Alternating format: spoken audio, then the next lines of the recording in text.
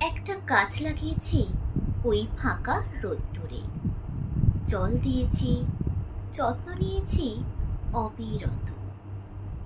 সবুজে ফেঁপে উঠেছে সেই জীর্ণ মাঠটা। তা দেখে পাখিদের আনাগোনা বেশ, আর পাখিদের সাথে তাল মেলাতে চায় শিশুরাও। সেই জন্য শিশুদের হাসিতে ছেয়ে গেল পাড়া। গানের গুঞ্জনে ভরে উঠল বাতাস।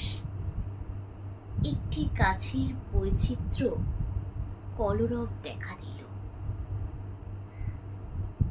তারপর গাছটি শুকলো, পাতা ঝরল, এমনকি কালের নিয়মে একদিন মারা গেল।